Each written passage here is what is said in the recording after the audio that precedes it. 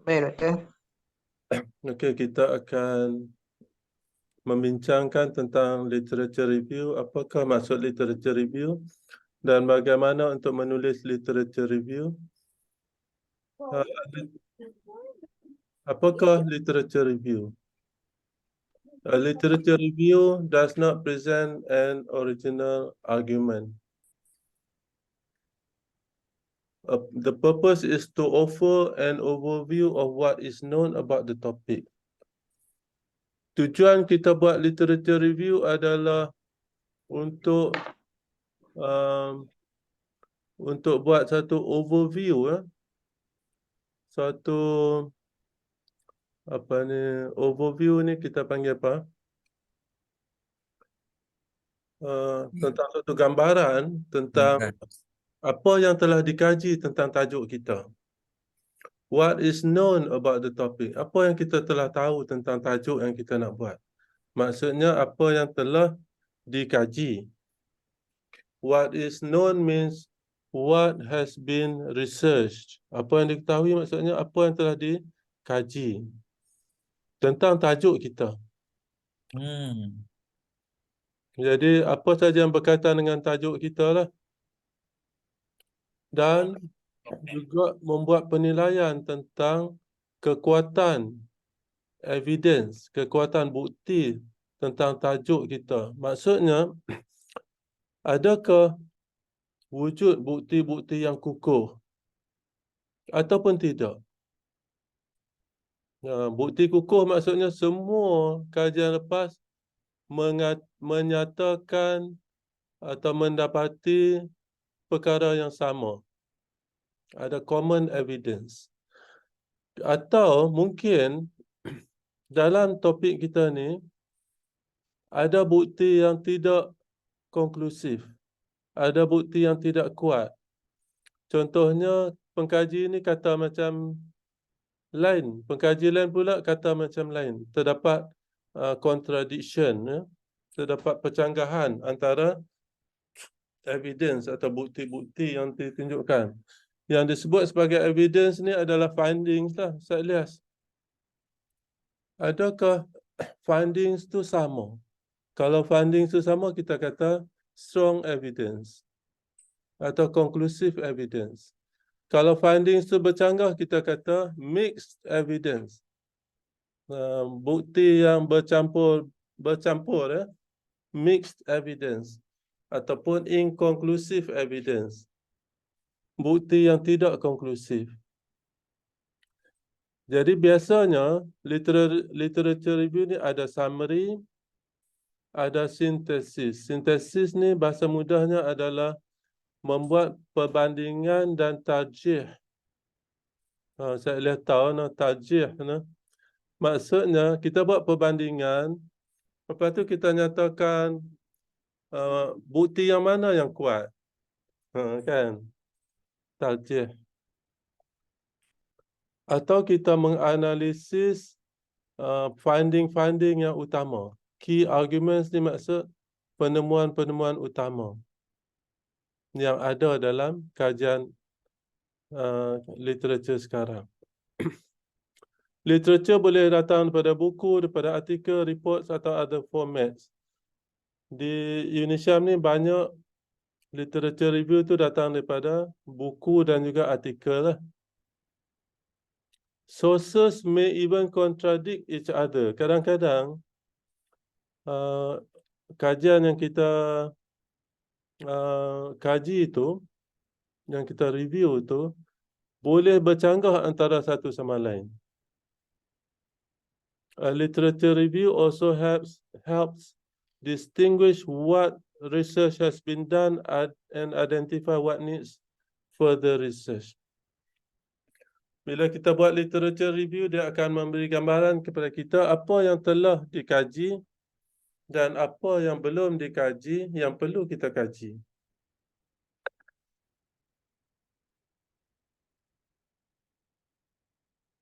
A literature review is a piece of academic writing. Dia adalah satu academic writing lah. Ditulis biasanya dalam bab 2. Demonstrating knowledge, yang menunjukkan pengetahuan kita. and understanding dan pemahaman kita tentang literature, tentang kajian-kajian yang berbentuk akademik yang dilaksanakan ke atas tajuk yang tertentu. Jadi macam saya tunjuk tadi, bila nak cari literature, nak cari artikel, keyword dia tu penting ya. Keyword tu mesti betul dan biar keyword itu yang umum. A literature review is a survey of scholarly sources. Jadi yang dikatakan sorotan karya itu adalah satu survey, satu kajian kita tentang sumber-sumber yang berbentuk akademik related to a specific topic or research question, yang berkaitan dengan topik kita atau berkaitan dengan research question atau berkaitan dengan research objektif. It is often written as part of a thesis. Biasanya dia ditulis sebagai sebahagian pada thesis atau disertasi. Kalau masa kita panggil dissertation. Okay. Biasanya ditulis sebagai bab 2. Sebab apa kita nak buat literature review? Why we do literature review? The purpose, tujuan kita buat literature review is to gain an understanding of the existing research. Untuk kita mendapatkan pemahaman tentang kajian-kajian yang sedia ada yang berkaitan dengan tajuk kita. Dan juga berkaitan dengan debates. Debates ni maksudnya perdebatan berkenaan dengan tajuk kita. Sama ada perdebatan itu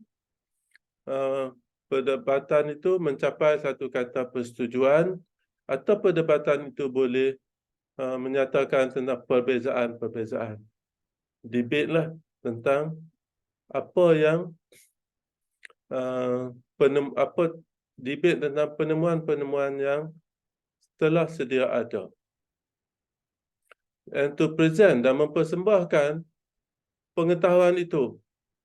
Pengetahuan kita tentang kajian-kajian lepas yang telah dilaksanakan tentang tajuk yang kita nak buat.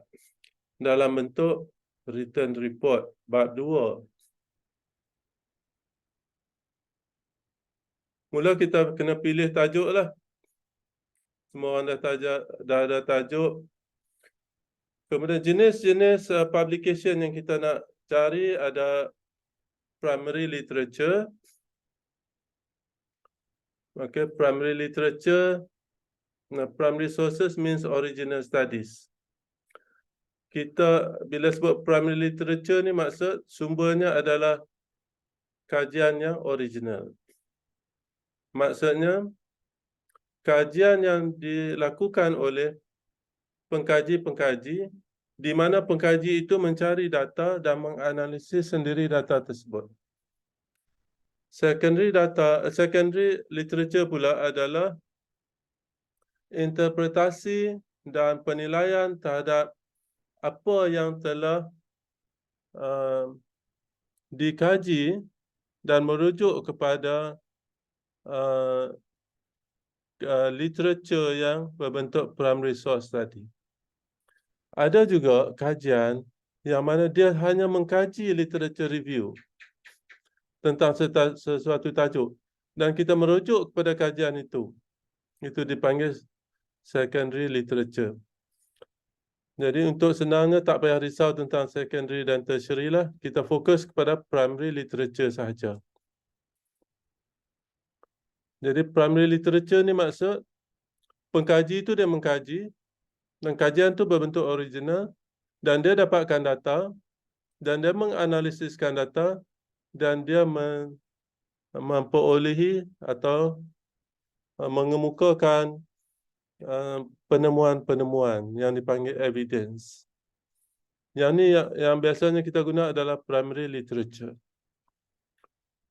Okey, langkah-langkah untuk buat literature review. Pertama, determine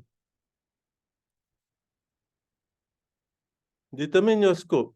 Kajian kita ni, scope dia kat mana? Okey, kalau kualitatif macam Ustaz Ilyas, paling senang kita tengok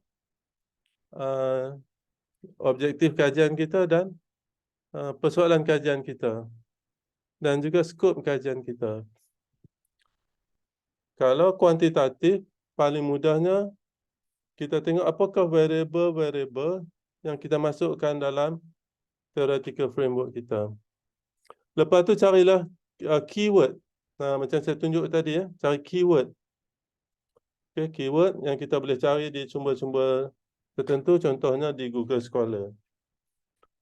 Ataupun di e-library atau sumber-sumber yang lain. Keyword, ya. Start. Kita kena cari, dia cadangkan kita cari yang paling terkini. And work backwards. Ambil yang paling terkini, kemudian ambil yang lama.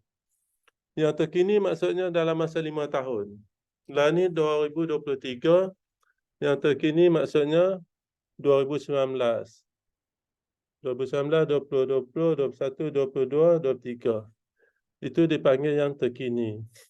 Kemudian boleh juga dimasukkan yang lama. Yang lama maksudnya lebih daripada 5 tahun. Okay, repeat the search in other database. Kalau tak cukup juga cari dalam database. Kalau misalnya tak cukup daripada Google Scholar, boleh cari di database yang lain. Kemudian kita rasa cukup atau tidak. Jadi Ustaz Ilyas mungkin tertanya-tanya, cukup tu berapa? Cukup ke tidak? Untuk assignment kelas ni, tak perlu banyak lah. Ya, untuk satu-satu tema tu 5-6 cukup lah. Kalau ada 3 tema maksudnya ada 15 macam tu. Tapi nanti kita boleh tambah lah. Semester depan kita boleh tambah. Okey. Langkah-langkah dalam Apa ni Prof? Maknanya kalau satu tema tu kata lima rujukan kan Prof ya, kalau Maknanya, ada 3 tema jadi 15 lah. maknanya kita pilih kata 5 jurnal tu. Lepas tu kita ambil dia punya summarize kan apa yang dibincangkan dalam jurnal tu Prof. Betul. Tapi kalau lebih daripada 5 tak apalah. Ni saya cakap 5 tu untuk tujuan assignment kelas ni lah. Secara umumnya kita nak sebanyak mungkin supaya kita dapat memahami lebih banyak tentang kajian-kajian yang lepas.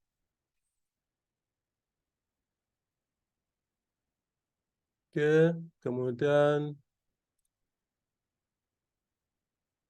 qualities of a good literature review. Kalau nak cari, kalau kita nak tanya literature review ni bagus atau tidak? Bagus ke tak? Pertama, a good literature review is not simply a list of describing. Literature review yang bagus bukan hanya menerangkan sesuatu. A kata apa, B kata apa, C kata apa, D kata apa. Itu bukan literature review yang bagus. A good literature review is discursive prose which proceeds to a conclusion by reasoning or argument. A good literature review shows signs of synthesis and understanding of the topic.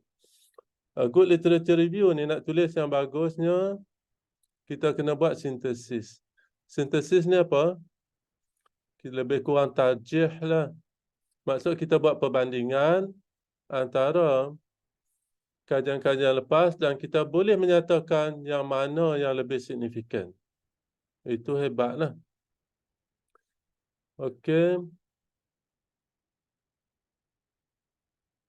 Elements of literature review. Writing tips. Yang ni saya nak tunjuk. Ni contoh literature review matrix.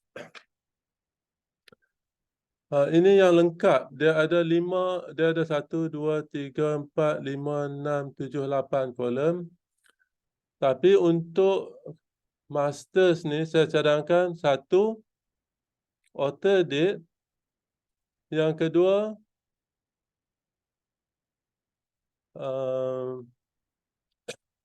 research question ataupun research objektif. Yang ketiga terus kepada conclusion dia. Conclusion ataupun findings. Saya ulang, pertama penulis dan tarikh, yang kedua objektif, yang ketiga adalah findings. Pilih tiga ni je, author, date, kemudian research question atau research objektif. Kadang bila kita baca artikel, dia tak ada research question, dia ada research objektif. Kemudian conclusion ni maksud findings dia, penemuan dia. Okey, macam mana nak buat? Untuk bab 2 ni, cara yang kita gunakan adalah kita copy paste dulu. Mula kita copy paste author, date. Lepas tu kita copy paste apa? Objektif. Kemudian kita copy paste findings. Copy paste dulu. Lepas tu barulah kita tulis. Ini contoh literature review matrix. Mula dia copy paste apa? Nama, pengarang dan tahun. Yang kedua research question ataupun research objektif. Terpulang yang mana ada lah. Copy paste research question atau research objektif. Dan copy paste conclusion ataupun findings. Itu je, 3 tu je. 8 ni untuk PhD. Yang kedua nama, tahun. Kemudian dia punya research question dia ataupun research objektif dan conclusion ataupun findings. Okey, itu contoh. Habis. Buat yang tu, lepas tu baru kita tulis. Doktor, literature review meeting macam mana, Doktor? Yang ni maksudnya kaedah yang betulnya, kita isi di sini dulu, lepas tu baru kita tulis. Oh, okey. Kira point dia lah, Prof. Point-point untuk tulis tu, dia punya isi dia tulis dulu, itu buku karang. Betul. Mari kita try tengok lah. Mari kita try.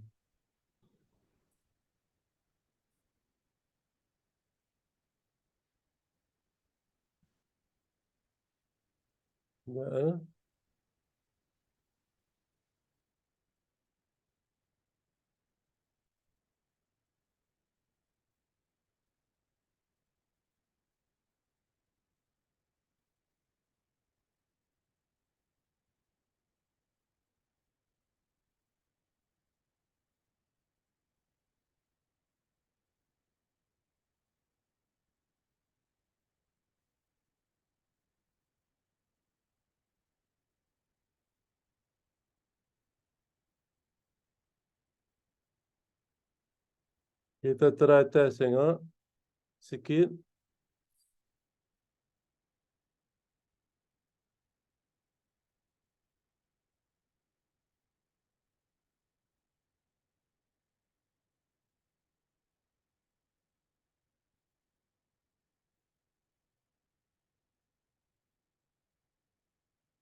Kita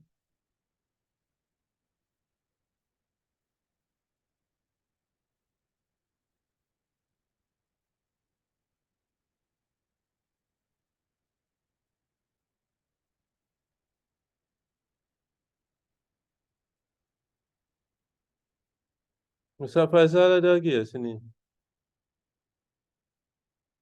Boleh nampak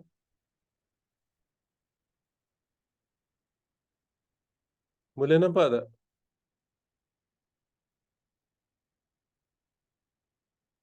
Ustaz Ilyas boleh nampak tak? Nampak, Prof. Jadi saya buang yang ni. Yang ni kita tulis research objektif ya.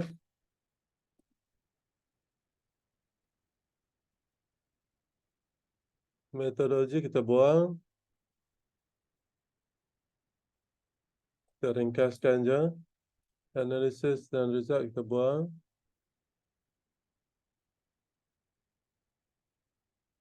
Yang ni kita kata findings ya. Okey, kita cuba isi tengok satu.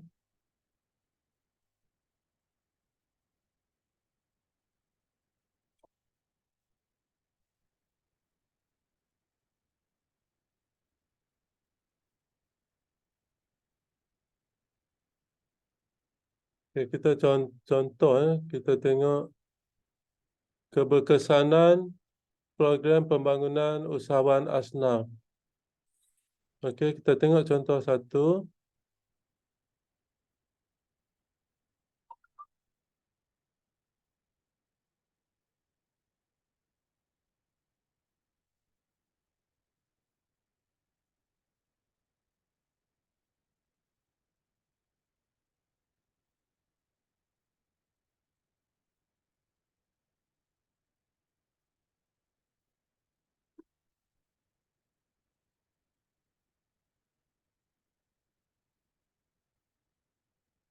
Boleh nampak tak? Keberkesanan program pembangunan usahawan asnaf Lembaga Zakat Negeri Kedah. Nampak doktor? Mula-mula kita buat apa? Copy paste ni. Dan tahun adalah 2022. Copy.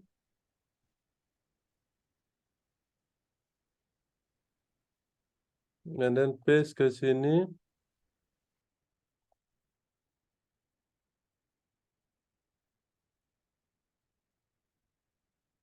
Pengarang dia kita paste saja. Tahun 2022. Okey. Research objektif. Okey, sekarang kita tengok research objektif dia.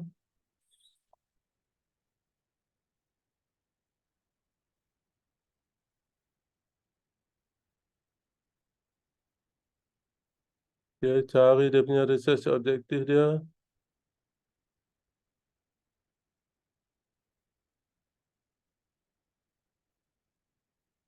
Okey, dia tulis kajian ini dibuat untuk mengenal pasti penglibatan golongan asnaf menyertai program usahawan asnaf Lembaga Zakat dan mengkaji kepuasan usahawan asnaf mengenai program ini dan menilai kedudukan ekonomi asnaf selepas penyertaan di dalam program ini. Okey. Copy.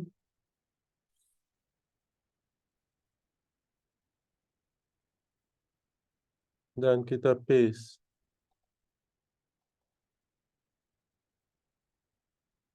Kepada research objektif. Okey. Kemudian yang ketiga, kita cari dia punya findings.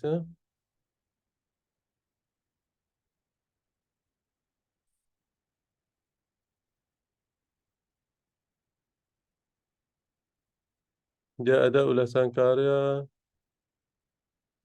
Dan last sekali dia punya finding. Dia punya perbincangan dan kesimpulan. Apa yang dia dapat?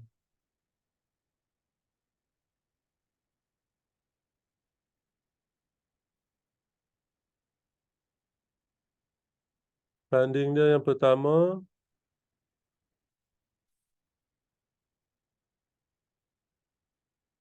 majoriti responden menyertai program ini adalah untuk menambah modal sedia ada. Okey, dapat satu. Masa Almi Lena ke? Ada lagi? Ada doktor, ada lagi. Okey. Awal doktor. Tu saya dah mengantuk. Oh ya. Kita buat pelan-pelan lah, sabarlah. Awal doktor, ada lagi. Nak tunjuk satu-satu macam mana kita buat Okey, kita paste kepada bahagian findings. Majoriti responden menyertai program ini adalah untuk menambah modal sedia ada. Kemudian ada lagi.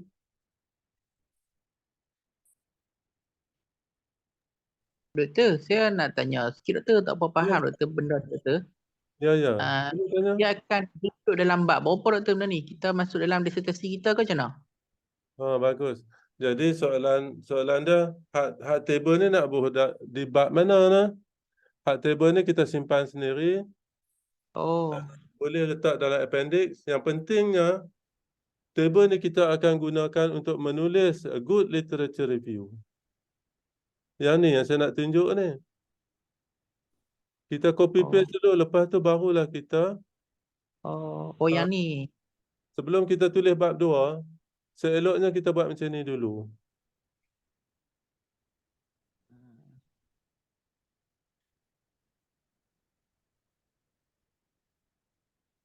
Sebab yang ni Dr. Syahid dia pernah abang. Dia kata sebelum nak buat apa-apa kena buat macam ni dulu.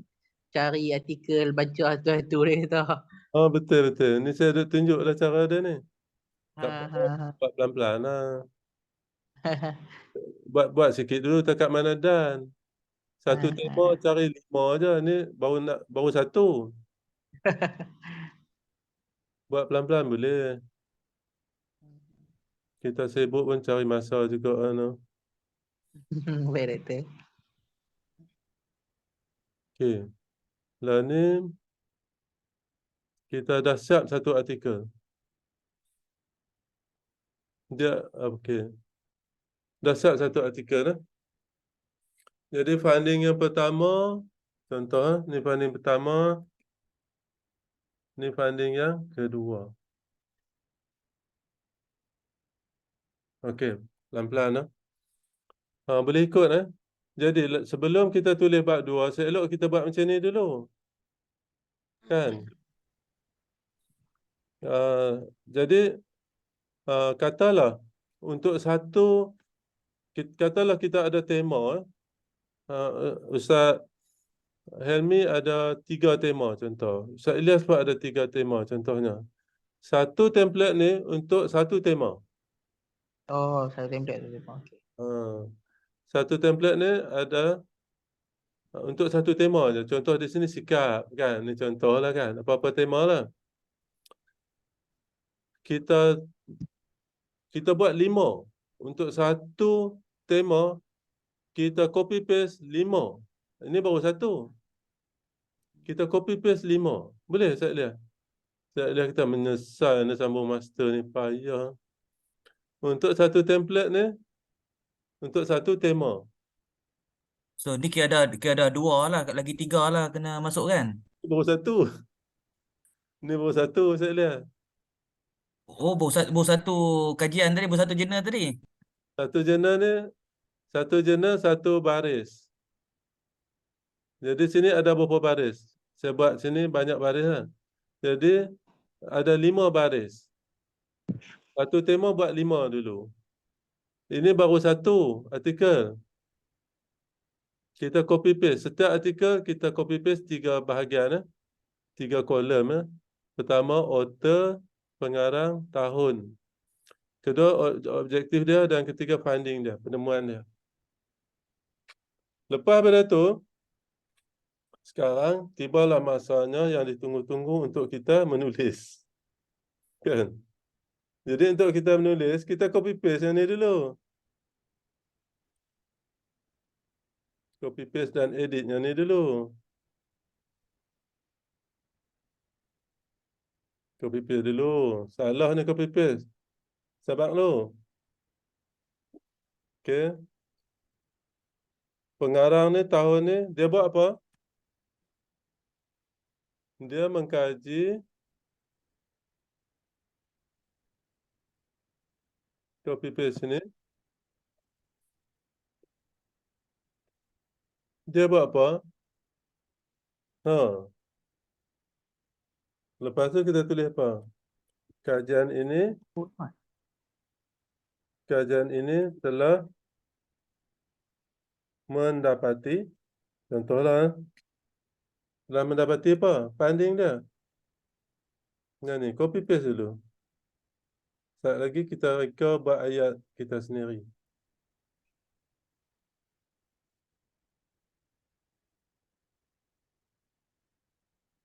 Nampak tak? Telah mendapati, pertama, majoriti responden adalah untuk menambah modal sedia ada. Yang kedua, semua responden bersyukur dan terima kasih. Okey. Bantuan tu melegakan hati mereka. Kita jangan buat macam tu. Okey, cara nak tulis. Kalau pengarang tu ada 1, 2, 3, 4, kita hanya ambil nama, cara nak menulis, ambil nama last name, nama akhir dia, Muhammad Hadi Nur Hafizah, Muhammad Nur Hadi, Nur Hafizah, koma. Lepas tu tulis N saja. Okey? N. Lepas tu koma. Rosmilda Mansur. Tulis apa? Mansur R. Tapi kalau dia ada 4, kita tak payah tulis semua ni. Kalau lebih daripada 3, kita tulis ETAL. Okey? Muhammad Hadi N, ETAL 22. Mengenal pasti ni kita ubah mengkaji. Ya? Mengkaji, contoh mengkaji. Penglibatan golongan asnaf menyertai program usahawan asnaf zakat dan kepuasan usahawan mengenai program ini. Panjang sangat. Cukup dekat tu. Tak mau panjang-panjang. Habis. Dia mengkaji apa? Penglibatan golongan asnaf menyertai program usahawan asnaf lembaga zakat dan kepuasan usahawan asnaf. Kajian ini telah mendapati apa? Majoriti responden adalah kita ubahlah ayat. Majoriti responden menyertai program adalah untuk menambah modal sedia ada untuk melancarkan perniagaan. Kajian mendapati bahawa contoh penyertaan golongan asnaf adalah penyertaan penglibatan, penyertaan atau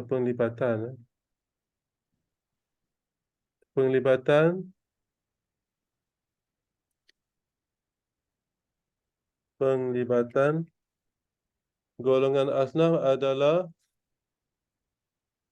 untuk mendapatkan modal perniagaan. Okey. Kemudian semua responden bersyukur dan berterima kasih. Bentuk-bentuk kewangan ini melegakan hati mereka, melancarkan perniagaan mereka. Okey. Jadi kita ubah ayat tu jadi macam mana? Kajian ini telah mendapati penglibatan golongan asnaf adalah untuk mendapatkan modal dan mereka berpuas hati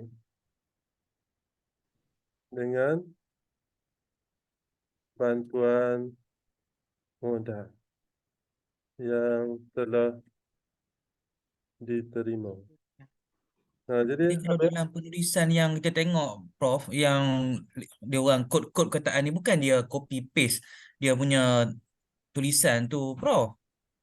Dia kena olah nak olah. Ni saya tunjuk cara nak olah, Ustaz. Oh, bukannya kalau yang saya tengok yang ada tulis nama ni, lepas tu ada statement ni, dia copy daripada jurnal dia terus masuk situ, tak Oh, dia kena olah. Ni saya tunjuk cara yang orang tak pandai lah nak olah. Dia copy paste dulu, lepas tu dia olah. Kalau copy paste tak olah, dia jadi copy paste. Tapi kalau copy paste tapi kita olah, dia jadi ayat kita sendirilah. Maknanya kita dah baca artikel ni, apa yang kita faham? Dia nak kaji penglibatan golongan asnaf. Sebab apa golongan asnaf ni melibatkan diri dalam program usahawan dan nak mengkaji kepuasan. Jadi apa dapatan dia? Dapatan dia adalah mereka ni masuk program ni untuk dapatkan modal. Mereka puas hati tak? Mereka berpuas hati dengan bantuan modal. Siap lah satu, Ustaz.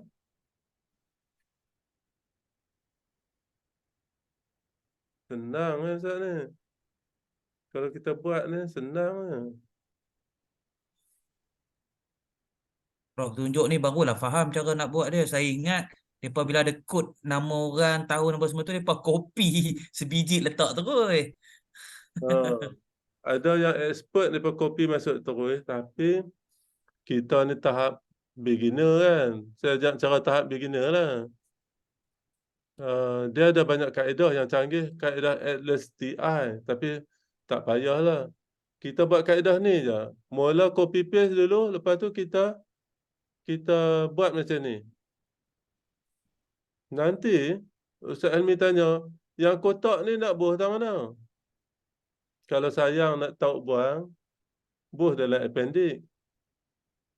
Tidak pun biar buang je lah. Kotak ni tak penting. Ya, ya. Nampak macam banyak nanti noh. Yang penting kotak ni sebagai panduan untuk kita menulis. Ya, ya. Bila Prof tunjuk ni barulah faham cara nak tulis dia. Alhamdulillah. Duk fikir sebelum ni manalah datangnya depa duk kod-kod letak benda ni kan. Ingat depa duk tarik terus paper terus letak dah hayat penuh macam ni standard. Dia buat kotak dulu. Dia buat kotak dulu. Okey. Maknanya kita kena susun dulu apa benda nak isi tu dan baru kita rangkumkan dia balik, baru kita olah balik. Masa kita tulis ni, bila kita buat kotak, masa kita tulis ni, kita tak payah rujuk dah kepada artikel tu. Kita rujuk kat kotak ni je. Nampak tak? Jadi satu tema, 5 artikel. Boleh? Makna kalau 3 tema, ada 15 artikel. Cukuplah untuk assignment ni. Itu untuk bab 2. Apa-apa nanti boleh tanya. Yang penting buat. Kalau salah tak apa. Saya lihat. Salah pun saya bagi markah. Janji saya nak tengok usaha. Terima kasih Prof. Betul ni memang benda baru ni, memang tak pernah belajar lagi, first time. Ya, tak apa. Belajar. Tak apa. Saya pun duk belajar lagi. Saya mula mengajar research method daripada masa saya muda dan handsome lagi pada tahun 1994. Iaitu 29 tahun yang lalu. Peringkat degree. Peringkat master semenjak tahun 2014. Peringkat PhD semenjak tahun 2017. Tapi, masih banyak lagi yang saya tak tahu. Masih banyak yang saya belajar lah. Tapi lepas ni mungkin kena orang lain pula kot cari pelapis. Saya dah lama mengajar ni. Cuma semester ni jadi kelang kabut sebab banyak kerja kan. Sebab tu terpaksa lah kita berjaga malam. Belajar sikit-sikit macam ni lah. No? Saya minta maaf lah pasal banyak program kebetulan hari Ahad. Tapi tak apa Prof, saya suka kat kelas malam ni, kurang gangguan. Kita relax-relax je kan. Kalau hari hujung minggu tu, tak tahu lah Prof, macam-macam program. Kita pun tak berapa tenang duduk dalam kelas pun sebenarnya. Ya. Tak apa lah. No. Jadi kita akan buat kelas ni sampai habis subjek ni lah. Saya agak tak banyak dah. 4-5 kelas lagi insyaAllah habis lah. Boleh no? Boleh insyaAllah. Setiap kali kita ada kelas ni, boleh tanya. Yang paling cantik kan? Setiap orang cuba buat.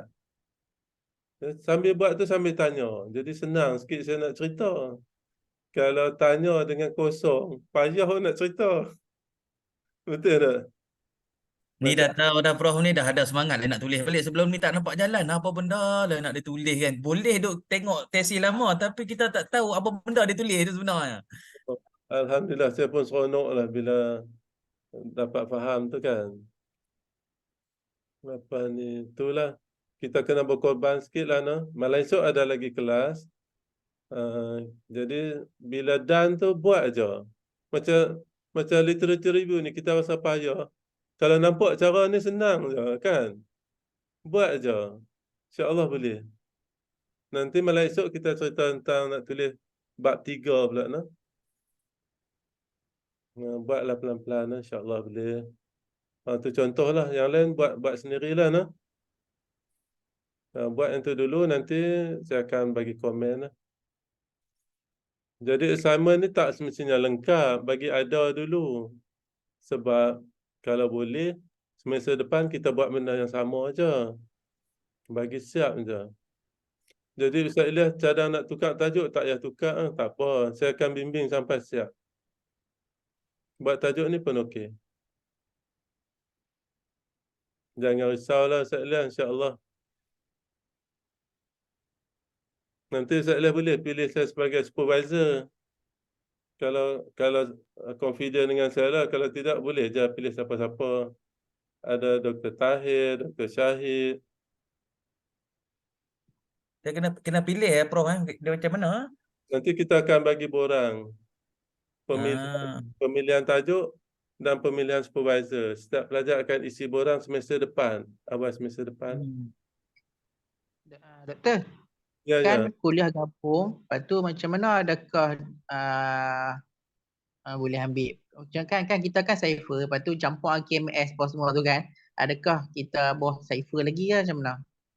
Kita di bawah K-Wish, kuliah Aha. kuliah Kewangan Islam, Sains Pengurusan dan Hospitality. Jadi saya telah dilantik sebagai Timbalan Dekan Pasca Siswaza.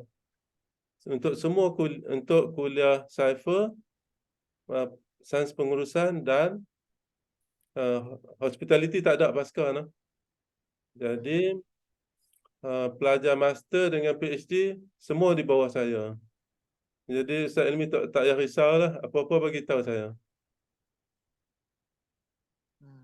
Nanti pemilihan supervisor pun saya yang akan chair meeting tu lah. Jadi Okey. kalau nak saya jadi supervisor kena cup awal-awal lah, bisik awal-awal lah. Dalam meeting. Tapi nak pilih siapa pun boleh. Itulah nak abang. Saya kata saya suruh buat dengan saya pula. Tak. Dengan siapa pun tak apa. Terpulang lah.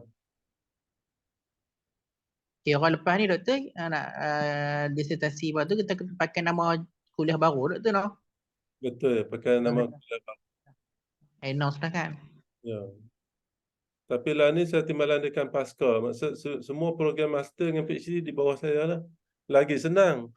Hari tu saya pengarah Cypher. Saya kena tengok daripada diploma, degree, master, PhD. Lah ni saya fokus master dengan PhD je.